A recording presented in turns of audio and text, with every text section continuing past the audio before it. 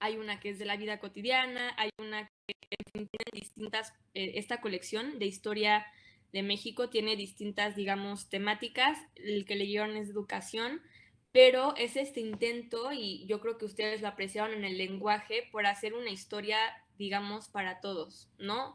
La idea de estos libros es que, no sé, sus hermanos, sus papás puedan leer esta historia e informarse sobre el periodo, o sea, no tiene categorías abstractas o un lenguaje especializado, o sea, es como esta historia para todos. Y ella es,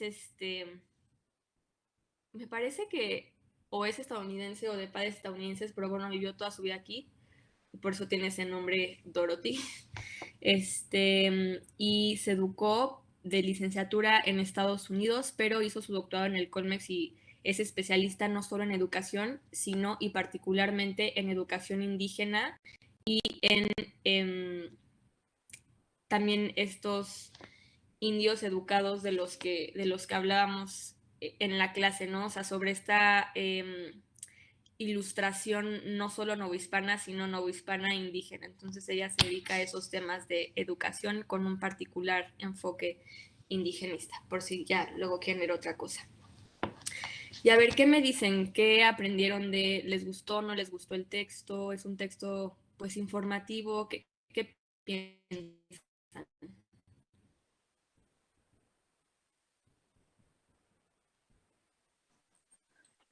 Los escucho. Pues a mí me gustó porque justamente desde la clase pasada tenía esa duda, como ya me habían dicho, pero no me acordaba.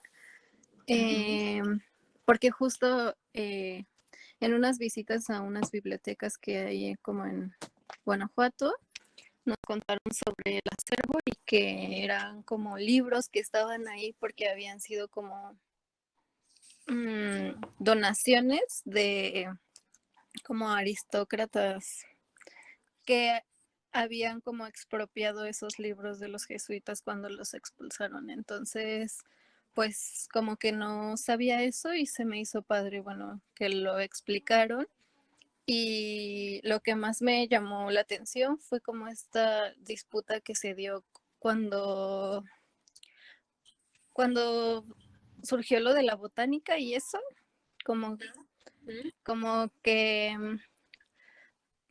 como decías hace rato, ¿no? O sea, no es que no fueran personas como privilegiadas de Nueva España, pero al mismo tiempo como que, pues sí peleaban un poco como por esa como nacionalidad o algo así, como porque ellos fueran reconocidos. Y bueno, eso fue lo que más me llamó la atención y me gustó de la lectura. Muchas gracias, Nelly. Sí, esa parte, como tú bien dices, ilustra esta cuestión del elitismo, no solo en el Jardín de Botánica, sino en todas las instituciones que empieza a explicar cómo querían los Borbones mandar desde España a los que iban a enseñar.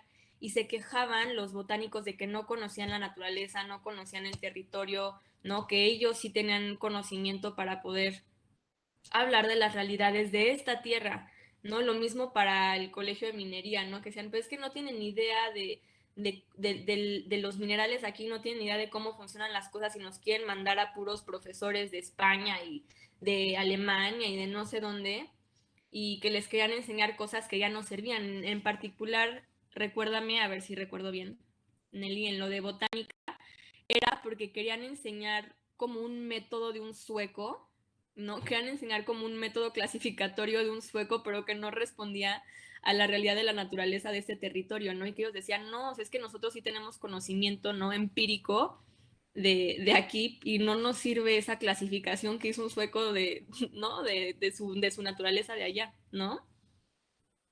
Era como que esa persona, es que no recuerdo qué nacionalidad tenía, pero, ajá, sí, Carlos Linneo. Él proponía que se hiciera la clasificación por especie y, y aparte que se introdujera como esta onda de ponerles nombres latinos y todo esto. Entonces, el otro decía que no, porque se debían clasificar como por uso y pues sí, o sea, como que era como más para qué les servían, ¿no? Que eso era mucho más funcional en este contexto que hacer lo que él proponía. Y el de la Nueva España, que no me acuerdo cómo se llamaba, proponía que se les pusieran nombres en náhuatl, creo. Exacto. Ujú. Era Alzate, sí, muy bien, Nelly, exactamente. Y él decía, no, respetemos los nombres, ya sea en náhuatl o en otomí, o sea, los nombres que la gente les está dando y las explicaciones que la gente está diciendo que para qué sirve cada cosa. Muy bien, gracias. ¿Alguien más? Yo. Ujú. Bueno, pues de entrada me llamó mucho la atención, pues esto de la cirugía, ¿no? Bueno, de entre medicina y cirugía. Em, pues, bueno, ahorita que hablan esto de las plantas, bueno, de clasificaciones, creo que se llaman nomenclatura, que es igual donde empiezan por nombre, especie, familia, variación y pues ya sus especificaciones. Ujú. No, esa parte como que, pues, creo que por primera vez en los textos bueno, de esta clase no me llamó la atención porque pues es algo que se ha estado pues remarcando, ¿no? En clases anteriores, igual pues se conectan como que pues con la botánica, ¿no? Ujú. Ah, también me llamó mucho la atención este aspecto de la educación en que pues, ¿cómo se dice?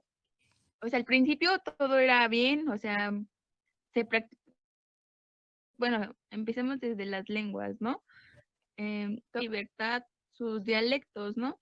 Pero, pues, o sea, no era como que no los querían desaparecer, o sea, todavía había como libertad un poquito en ese aspecto. Y bueno, pues ya más adelante, pues dicen sí, creo que los españoles, ¿no? No, ¿sabes qué? Vamos a radicar, se van, como que cortan ese lazo de libertad, o sea, ya, si los niños, o sea, los niños ya no pueden hablar sus lenguas. Y bueno, algo que lo relaciono un poco con esto es que yo vi una película que es El nido de la serpiente, justo, ah, bueno, no sé si la hayan visto, ¿no? Pero hay partes donde pues un cura está castigando a un niño que está hablando en un dialecto, es del Amazonas. Entonces lo castiga y dice que no, que a fuerzas tiene que hablar el español porque ese idioma es del diablo y que pues está poseído, ¿no? Y pues lo castiga con latigazos. Bueno, también eso es como que un poco de relación que me llama. Esa película es, Fernanda, ¿se supone que es hoy en día o cuándo es la época donde se supone que ocurre? La verdad, no es como que tenga así mucha información acerca de eso, pero es del periodo así nuevo hispano cuando llegaban los misioneros a diferentes partes de América en aproximadamente esas fechas. Y pues en las etnias en las que se enfocan pues son en las Amazonas. Ah, ¿se trabó? Ay, no. Profesora, ¿está ahí? Mm, ¿Se trabó la profesora o solo yo lo veo así? Yo creo que sí, porque yo sí te oigo. Ah, bueno. Sí.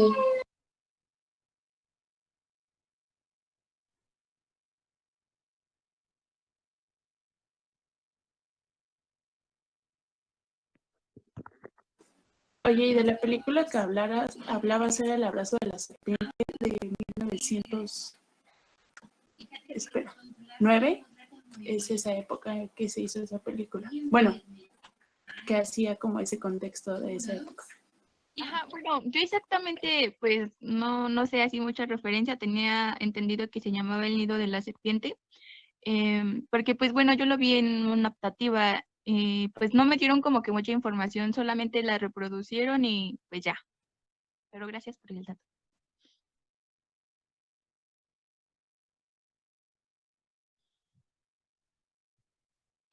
¿Cómo se llama la película?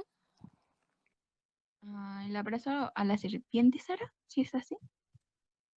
El Sí, abrazo de la serpiente.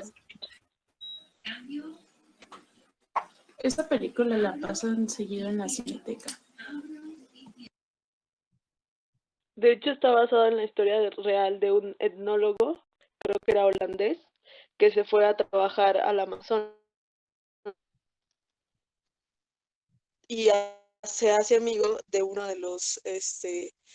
de los, como, pues de un habitante del Amazonas que se llama Caramacate, donde pues se hacen amigos y este hombre etnólogo quiere pues investigar, se supone que una planta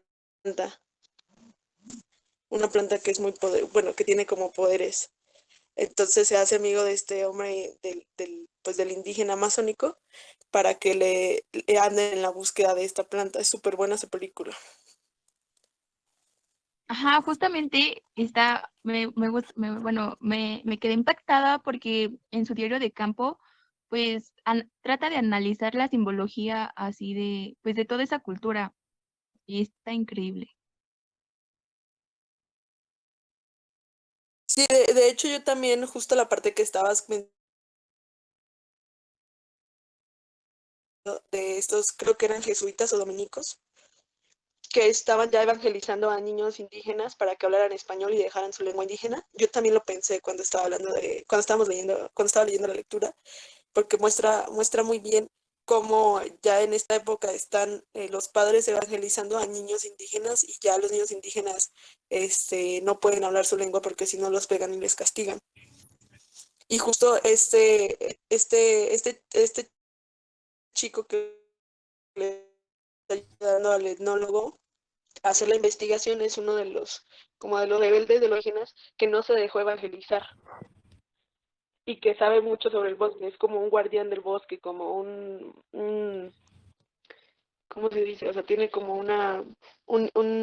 para no decirlo, pero bueno, es como una jerarquía, como un hombre importante para la selva porque conoce la selva. Entonces por eso van hacia él para buscar esa información.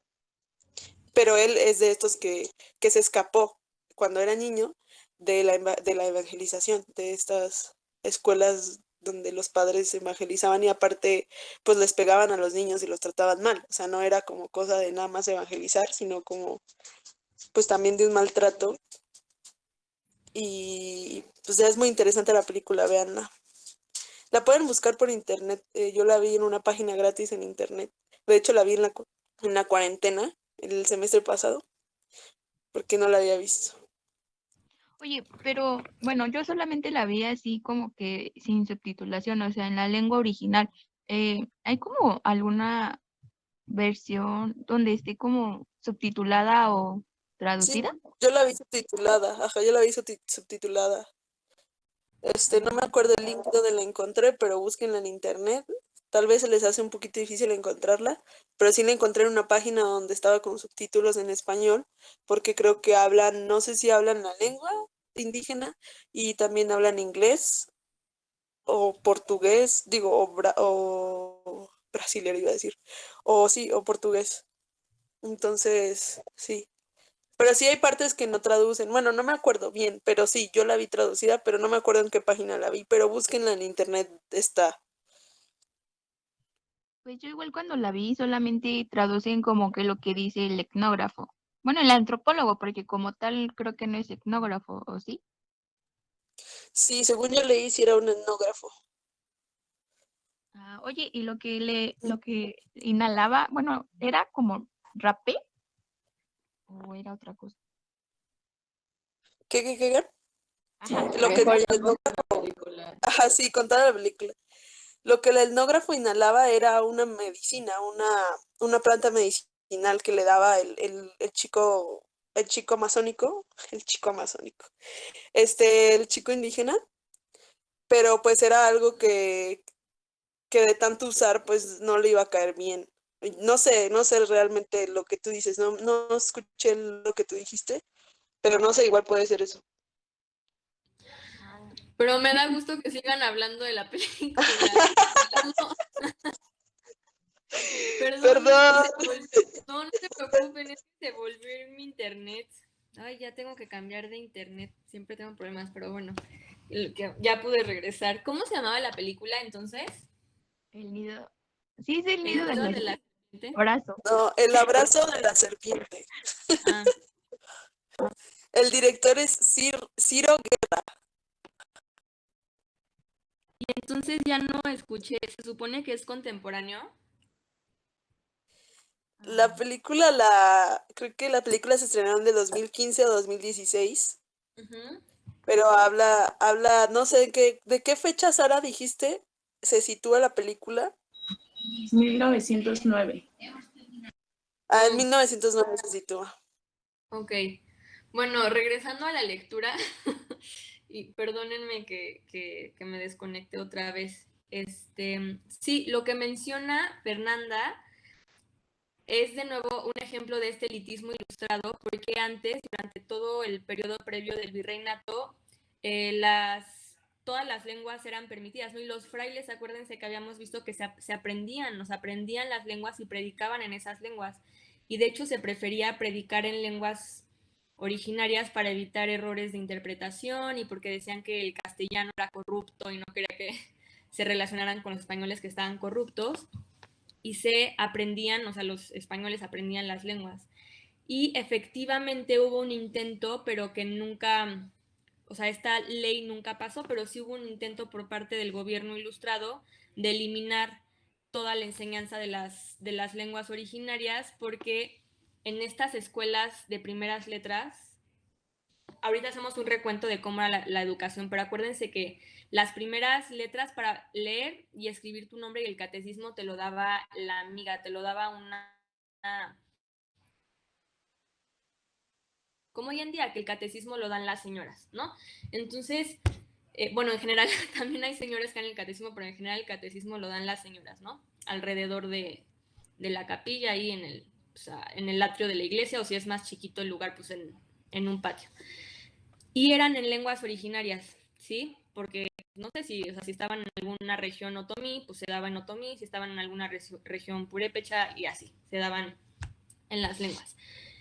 Pero hubo este intento por decir, no, ya que todo sea el castellano y que estas primeras letras sean en castellano y que el catecismo sea en castellano. Y sí, a pesar de que hubo un intento por implementar esto, nunca fue fructífero y hasta la fecha hay una combinación. Entonces, el catecismo se daba como en español y en lenguas, pero se enseñaba a escribir igual en castellano y en lenguas. O sea, hubo una combinación muy similar a como es hoy en día. O sea, nunca hubo, por más intentos que se dieran, una prohibición de aprender las lenguas, ¿no? Y los padres, de hecho, o sea, a diferencia de lo que muestra esta película, estaban a favor de ellos mismos aprender las lenguas, aunque en el siglo XX, por eso quizás la película sí es de 1909 o 1910, ya hay un intento, en México fue en los 20s, 30s, de alfabetización, y esta alfabetización era aprender a leer y escribir en español, 100%,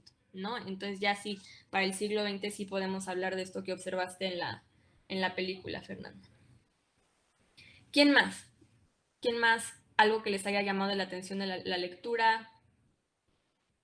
Había muchas cosas. Bueno, me faltó mencionar algo. Ok.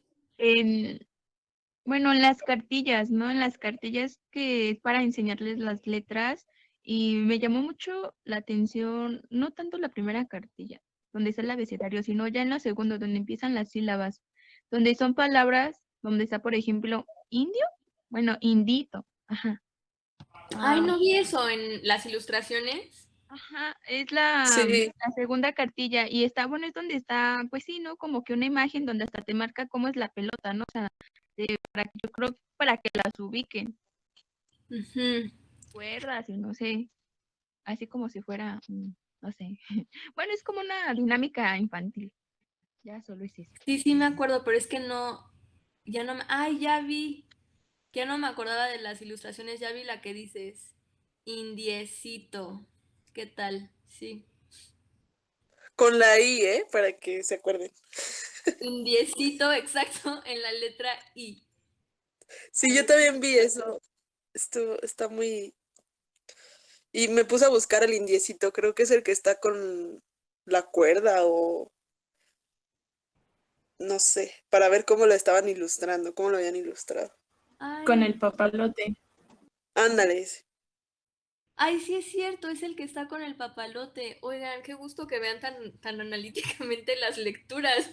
No me había fijado en esa ilustración. Hay que retomar esto cuando veamos la cuestión de racismo que empieza ya a entremezclarse el racismo justamente en el siglo XVIII, ¿no? Este término que hasta la fecha se sigue utilizando de manera despectiva en nuestro país, ¿no? El de, bueno, ahí le pusieron indiecito, pero bueno, indito, que se sigue diciendo hoy en día, o indio. Y lo de las, muy buena observación. Y sí, lo de las cartillas empieza a ser cuando ya se empiezan a retomar estas técnicas pedagógicas de estos pedagogos ilustrados, ya no, porque antes lo que se hacía era, bueno, primero aprendes a leer, ¿no? Y a escribir tu nombre. Y luego ya para escribir enseñaban, digamos, toda la palabra. Y para leer igual, o sea, decían, no sé, María. Y leían toda la palabra y decían, di aquí María o árbol. Entonces, esto que nosotros aprendimos en la primaria de canción, ¿no? Es propio del siglo XVIII y se empieza a subdividir las palabras en sílabas para primero aprender a leer y después aprender a escribir también bajo este sistema de sílabas que bien observaron en las cartillas. Pero imagínense ya viendo esta cuestión del indiecito, qué horror, o sea, que con eso no enseñaran, porque si desde chiquito te enseñan, bueno, a nosotros nos enseñaron árbol o ese tipo de palabras, pero si una de las que aprendes es indiecito, ¿no? Y ya también aprendes a autonominarte a ti mismo de esa manera. Bueno, qué horror, no lo había Ajá, y visto. justo es, ¿no? Que mientras Es- están jugando, no sé, yo me visualizo así, ¿no? De que, pues ya, o sea, si a un niño se le enseña desde pequeño que es un indio, pues que toda la vida va a ser tratado como indio, ¿no? Y pues que el indio, no sé, quisiera ser como el español, pero por estas cuestiones de racismo, pues como que pues no te deja, ¿no? Como que te deprime. Sí, sí, y lo más impactante es la autodenominación. Me acordé ahorita de una vez que estaba haciendo campo, ahora te doy la palabra, Paula, que me dijeron unas personas, me dijeron, es que nosotros somos marginados. Y yo, ¿qué? Sí, así es que nosotros somos marginados. Y yo, ¿pero por qué? Me dice, sí, o sea, es que dice el gobierno, o sea, pero no lo decían como para, o sea, como que me lo dijeron muy naturalmente, o sea, hace cuenta que la conversación era como algo de que nos estaban platicando algo de la capilla que querían construir. Y dijeron, sí, es que nosotros como comunidad marginada nos van a dar, no sé, 2 bolsas de cal. Pero a mí me impactó mucho que de una manera tan, ¿no? Como en una frase tan cotidiana, ellos me dijeron, es que nosotros somos una comunidad marginada. Entonces, justamente el problema de estas palabras clasificatorias, ¿no? Que empiezan en esta época, es la manera en la que la gente las interioriza. Y estuvo muy bien esa observación que hicieron, se me hace muy interesante. Si desde niños una de las palabras con las que te enseñan a leer es indiecito, pues sí, o sea, yo soy un indiecito desde pequeño, ¿no? Paola, ¿querías decir algo? Ah, sí, es que justo yo estaba leyendo como una cita de Enrique Dussel que justo dice que el diminutivo de cito y cita pues Ujú. vienen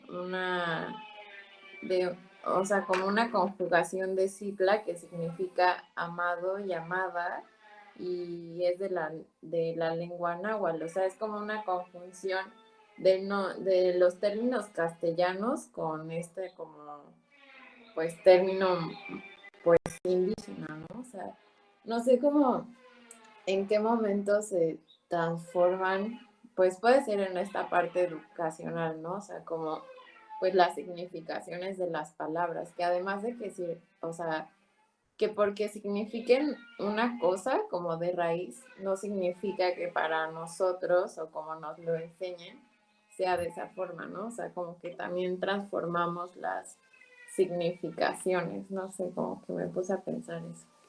Claro, y qué bien que menciones a Enrique Dussel, es buenísimo para los que no lo conocen. Y en particular, ahora que estamos viendo educación, él tiene toda una teoría, o sea, está dentro del pensamiento decolonial o poscolonial, y él aboga en cuestión sobre la historia y me parece maravilloso. Dice, ¿por qué se sigue enseñando? Busquen sus textos donde habla sobre educación, porque es muy bueno. ¿Por qué se sigue enseñando en México, en Bolivia, en donde sea historia universal, ¿no? Y ves historia de, ay, la Revolución Francesa y no sé qué, ¿y por qué no? Se ve en cada localidad historia de las propias culturas, de las propias regiones. Entonces, búsquenlo, él es excelente, qué bien que lo sacas, Paula. Y en términos, es interesante que digas lo del cito que viene de, dices que es como para indicar una cuestión Viene amorosa. de Citla, que significa como amado o amada. Exacto. Y nosotros utilizamos, ya si lo ven, este ejemplo de este entonces, pero hoy en día, ¿cómo utilizamos el diminutivo en nuestra lengua, o sea, hoy en día en español para expresar cariño, ¿no? Ay, Martita, y, ¿no? Y el indiecito, podríamos ver, partiendo de lo que dice Paola, por un lado, una actitud de cariño, por más raro que nos suele del indecito, pero es esta actitud condescendiente que se transforma en la era de la ilustración como, ay, no sabe, pero yo le voy a enseñar al indiecito, ¿no? Y que antes era esta actitud de, él es tan bueno, merece la salvación porque no la conocía, pero es mucho más bueno. Acuérdense que decían, es como un niño, es mucho más bueno que los españoles, ¿no? Son los más religiosos, los más buenos. Entonces siempre hubo una actitud condescendiente ante el indígena, que era este indígena bueno, pobrecito, el indiecito, pero que no podía. Entonces nunca se eliminó y hasta la fecha lo pueden seguir viendo en las políticas públicas de nuestro país, esta idea de tutelaje sobre aquel otro que no se le da la oportunidad de tener una voz como un igual porque es el pobrecito, ¿no? El cito. Es interesante que sacaran eso. Muy bien, y sobre la educación, ¿cómo se acuerdan que era este proceso de educación? ¿Cómo empezaba? ¿Se acuerdan? Como digamos, toda la carrera de educación en la vida de una persona. Miren, se empezaba en lo que se conoce como las primeras letras, y esto desde la primera evangelización, ¿no? Por eso este artículo es bueno porque es en general del periodo, o sea, sí se enfoca en la ilustración, pero bueno, desde el siglo XVI y durante el 17 y el 18, lo primero que hacían niños y niñas era las primeras letras. ¿Qué eran estas primeras letras? Era aprender a leer, a escribir y a contar, ¿no?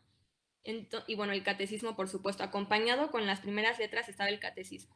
Entonces, normalmente tanto niños como niñas iban con la amiga, a esto que se le llamaba la amiga o la amiga, que eran estas escuelas que se hacían, acuérdense, en los patios, afuera de la iglesia, como hoy en día, como se da el catecismo, y ella era la encargada de, por un lado, dar el catecismo y por otro lado, dar estas primeras letras.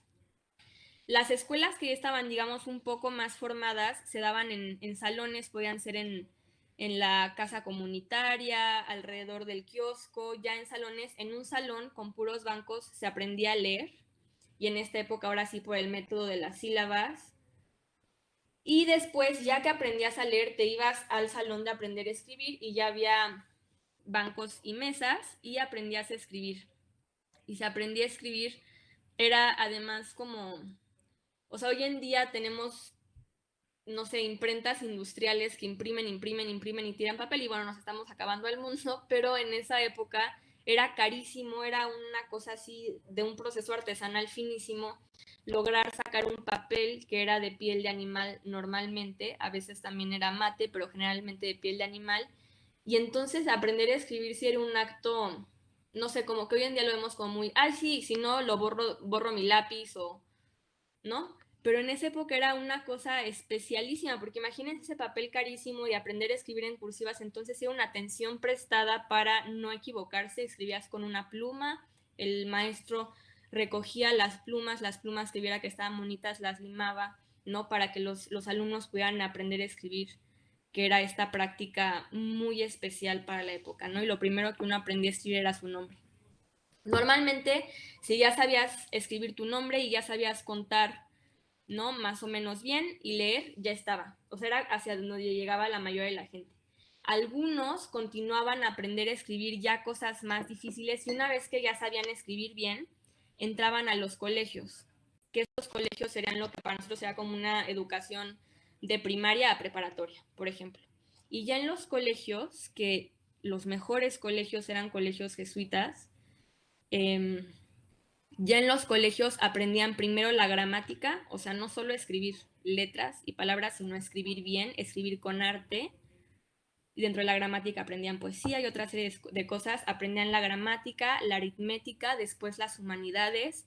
Y ya los que entraban a cursos superiores aprendían filosofía, teología y ya, ¿no? Teología era lo máximo. Después, o te ordenabas como sacerdote, ya fueras jesuita o de otra orden, o si no podías estudiar una carrera universitaria, por supuesto siendo hombre. Entonces, ya que estudiabas la filosofía y la teología, entonces podías decidir, y aquí tiene el cuadro ella sobre las distintas carreras que les digo, eran básicamente leyes y medicina, punto. Pero estas se subdividían, déjenme encontrar el recuadro que ella tiene, en las distintas facultades que eran, esto está en la página 197. Canónicas, o sea, podías estudiar cánones, que era derecho canónico, o sea, derecho eclesiástico, para ver todas las cuestiones, pues sí, de derecho eclesiástico, teología, que les digo que básicamente teología era la ciencia reflexiva y con teología analizabas pues todo el orden de la realidad. Leyes, que era derecho civil,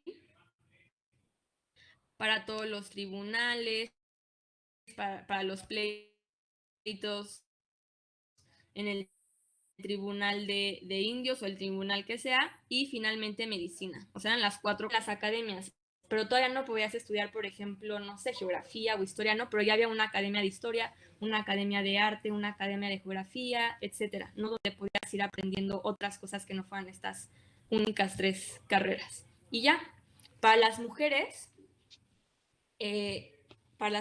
que si eran mujeres, digamos, niñas, perdón, o sea, del pueblo en general, pues era la amiga, ¿no? Aprender el catecismo, leer, escribir y contar algunas cosas y ya está. Si eras de la clase alta, también te enseñaban a coser, a tejer, a modales de buena conducta.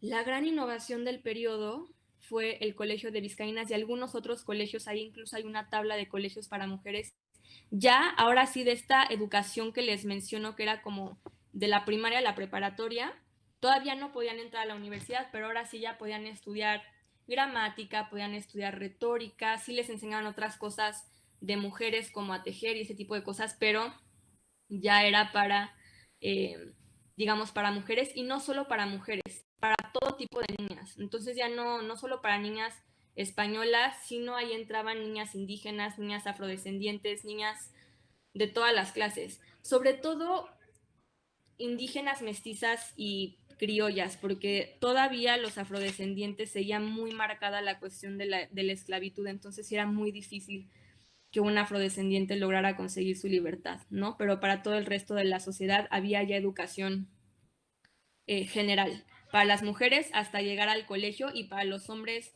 mestizos, criollos, indígenas, lo que sea, hasta la universidad. ¿Mm? Paula, ¿tenías una duda?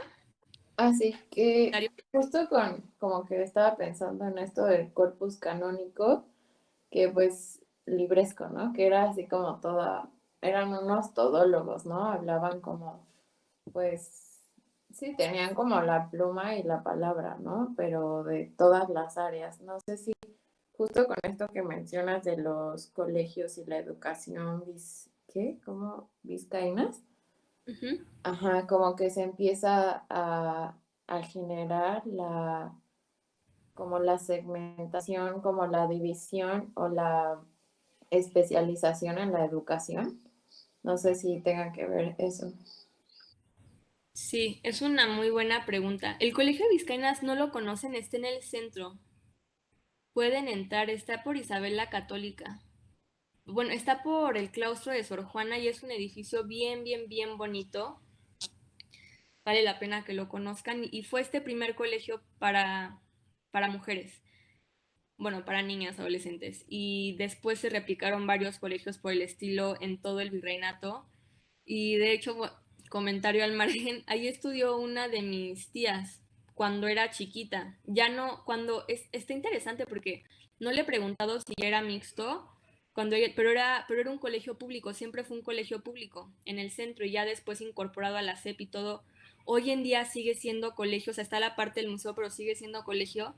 Y bueno, es una institución bien, bien interesante porque hasta la fecha sigue siendo una institución educativa, pero es una institución del siglo XVIII. Y bueno, sobre la profesionalización de las disciplinas, que este es un tema interesantísimo y es de hecho a lo que me dedico en el caso de la historia. Con estas academias, que las academias son del siglo XVII, pero en el siglo XVIII cobran importancia, ¿sí? Y se instauran aquí en la Nueva España. Con estas academias y con este afán clasificatorio de la Ilustración se empieza a clasificar la realidad, incluido el conocimiento. Entonces ya hay academias de especializaciones. Ahora, esto todavía no significó que se dieran estas diferentes clases de saberes en los colegios. Esto fue un proceso muy lento y primero, para poder dar estas distintas materias curriculares como las conocemos hoy en día, se tuvo que profesionalizar cada una de esas disciplinas. Es decir, para poder dar geografía en las escuelas tuvo que existir la disciplina y la ciencia de la geografía. ¿Sí me explico? Y este es un proceso que empieza a surgir como lo vemos con esas expediciones botánicas en el siglo XVIII, pero que se da durante todo el siglo XIX. Entonces el siglo XIX en Europa y el mundo fue el siglo de la profesionalización de la y a finales, o sea, mediados del siglo XIX y sobre todo a finales del siglo XIX, ya podemos ver una tira de materias curricular similar a la que tenemos hoy en día, con ciencias naturales, con química, con historia, con español, ¿no? Pero primero tuvieron que existir cada una de esas disciplinas por su cuenta, con un método propio, que todas parten del método experimental, pero cada una tiene su método propio. Lo veían también ustedes cuando hicieron la pregunta que les dije, ¿cómo sería un método, una operación antropológica o etnográfica, ¿no? Entonces, cada una de estas, en la pregunta del cuestionario, cada una de estas disciplinas tiene un método propio y, ¿no?, una serie de pasos que se tienen que seguir para llegar al conocimiento dentro de esa disciplina, un conocimiento verosímil, y ya una vez que existen, entonces ya se traducen y se dan en las primarias, secundarias y preparatorias. Y este sistema de educación media y superior, similar al que tenemos hoy en día, es de finales del siglo XIX. Okay, una vez que ya están profesionalizadas las disciplinas.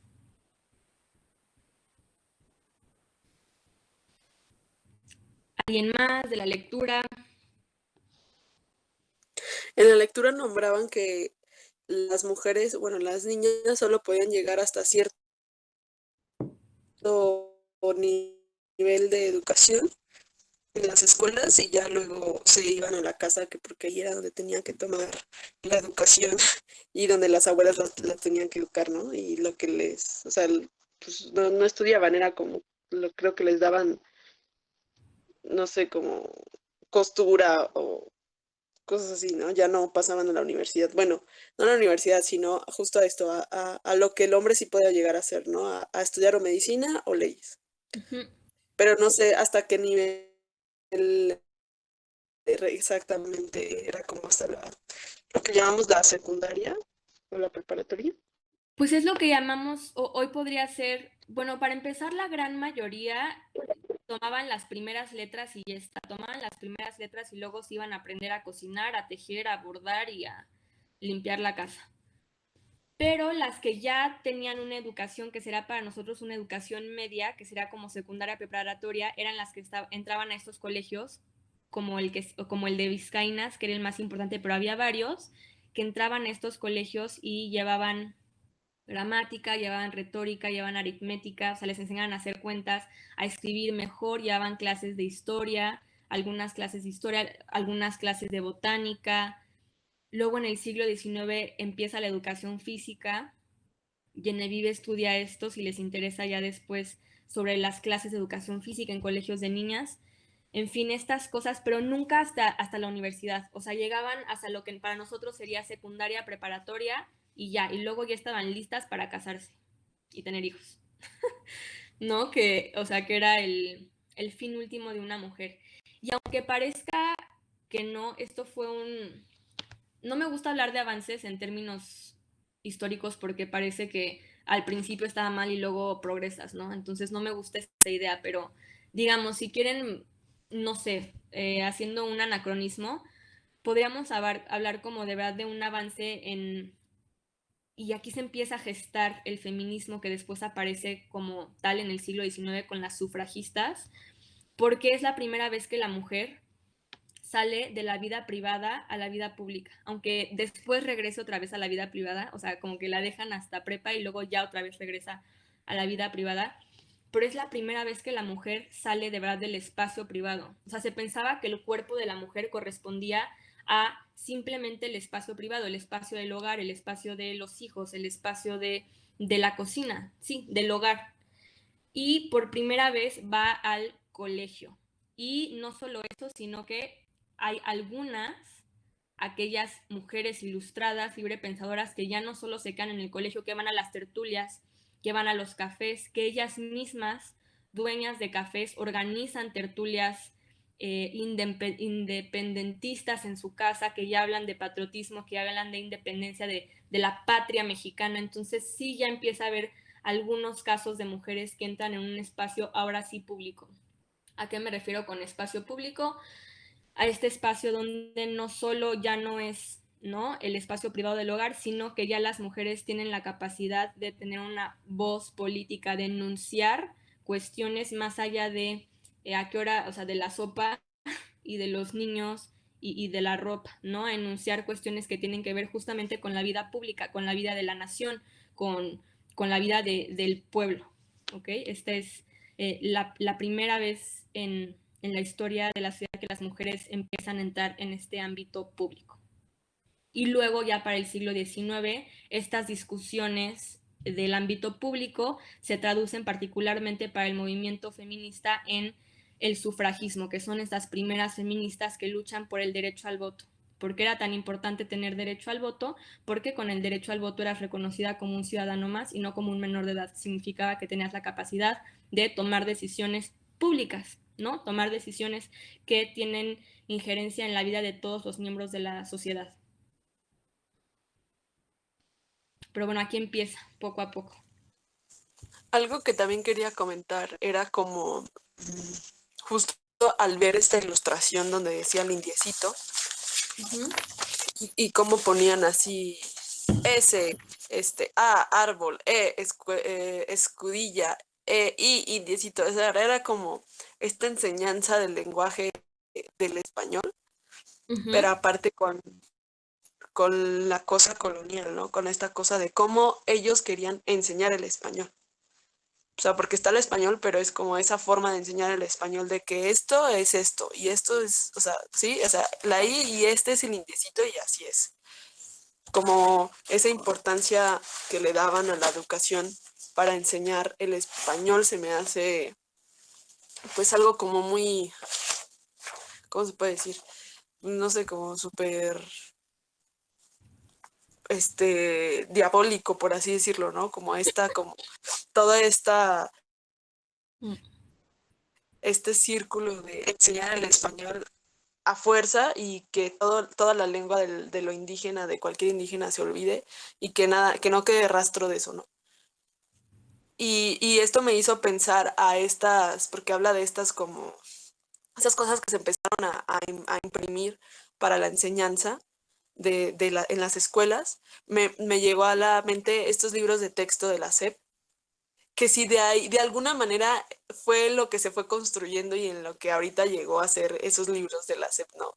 Como esta educación, sí, como que para mí fue como el origen de estos libros de la SEP, en donde está escrita esa educación y donde le dan a la gente, este es tu libro para estudiarlo, y ahí metemos a todos en la educación, ¿no? Y esta es la educación que se da en México. Y que esto justo está está obviamente permeado de los valores, podría decir, católicos o cristianos, no sé cómo decirlo porque siempre me confundo con las dos cosas. Si católico y cristiano es igual o es diferente. Pero bueno, con estos valores, pues sí, de la iglesia. Y ya, Sí, ese es mi comentario. es una muy buena observación, Daniela, y de hecho, bueno, lo de cristiano y católico, católico, acuérdate que se refiere a lo exclusivamente de la Iglesia Católica, que es cuando se hace este cisma entre los luteranos, la Iglesia Protestante y la Iglesia Católica, pero para hablar de este pensamiento en general, ¿no? Tradicional, judeocristiano, hablamos de cristianismo, o sea, puedes decir cristianismo para hablar en general, y ya si dices catolicismo te estás refiriendo exclusivamente a la Iglesia Católica Romana, no sé qué, o sea, este nombre grande que tiene, que es la Iglesia del Papa, exclusivamente católica. Pero bueno, ya lo que dices, o sea, ya Romana el comentario. apostólica y así, ¿no? Exacto, Creo que sí sea. esa. Católica, romana apostólica, algo así dice. Universal, no sé qué, ajá, católica, apostólica, no sé qué, esa. Pero bueno, lo que dices, sí, tienes toda la razón, o sea, esta observación natural que haces fue efectivamente así, como les mencionaba, en el siglo XVIII nace la pedagogía. ¿Qué es la pedagogía? La ciencia de la educación. Y aquí en el texto de Tante Estrada hay varios ejemplos sobre estos pedagogos y cómo se empiezan a utilizar. O sea, este método de división de sílabas, no me acuerdo si es de Piaget o de cuál, no es de Piaget, pero es de otro de estos pedagogos franceses, sobre todo son franceses, luego ya hay pedagogos de todos los otros lados, pero empieza en Francia, que se empiezan a importar, bueno, a exportar más bien todos estos métodos a todo el mundo. Y efectivamente los libros de la SEP son herederos de esta tradición, de la SEP y de cualquier otra institución de enseñanza pública en cualquier otro país, porque sí nace aquí la idea de una ciencia especializada en la educación y de técnicas específicas para aprender. Y lo que decías que es diabólica, pues es que sí es extremadamente elitista. O sea, desde los años 70 ha habido una serie de reformas sobre los métodos de enseñanza y los contenidos de enseñanza. O sea, es una cuestión fascinante. Si les gusta esta cosa de la educación, les recomiendo revisar lo que se está haciendo en países como Finlandia o Islandia, en países de Europa del Norte, por un lado, y por otro lado lo que se está haciendo en Centroamérica. Uh-huh. De otros modos de enseñanza, de otros modos de comunicación y de construcción de conocimiento, porque el que se sigue, tanto en la SEP como en todos los demás, es efectivamente, digamos, no diabólico, pero sí elitista, ¿no? Que es lo que decíamos al principio de la clase. Es decir, yo, hombre de conocimiento, tengo la información, tengo el conocimiento verdadero y voy a educar a toda esa masa que no lo tiene, ¿no? Pero ya, digamos, mediante asambleas, mediante otras ideas de comunicación y de construcción del conocimiento, digamos, hay intentos distintos, pero siempre son al margen, o sea, porque todas las políticas estatales están dirigidas más bien hacia ese tipo de enseñanza elitista heredera de la Ilustración. Entonces es una buena observación. Manuel, ¿querías comentar algo? Primero bajo la mano. Con lo que estaba diciendo de los libros de la SEP y estaba viendo lo de la lectura, Uh-huh. recordé que la SEP daba este libro, ¿no? Periquillos Sarmientos. Sí, Ah, uh-huh. no manches. Exacto, que lo Y Justo pues aquí habla lo de tengo, eso. ¿no? Y pues dice que el libro habla sobre algo de la política, algo así que daban. No recuerdo bien qué dice en la lectura. Que habla sobre el autor, algo así, se me olvidó. Y lo más chistoso es que pues, viene acá como con la firma del presidente de ese entonces, ¿no? De Así Vicente es, Fox. así es. Es la primer novela, muy bien, Manuel, y muy buena observación, a todos nos tocó leer eso, y es la primer novela mexicana. Entonces es justamente de este periodo de un ilustrado, y es digamos, este orgullo por estas raíces de la primer novela de un autor novohispano, que hasta la fecha seguimos leyendo y que desde ese entonces se daba a leer en la educación básica, en estos colegios que corresponden a la educación básica y que hoy en día seguimos leyendo en las escuelas. Muy, muy buena observación.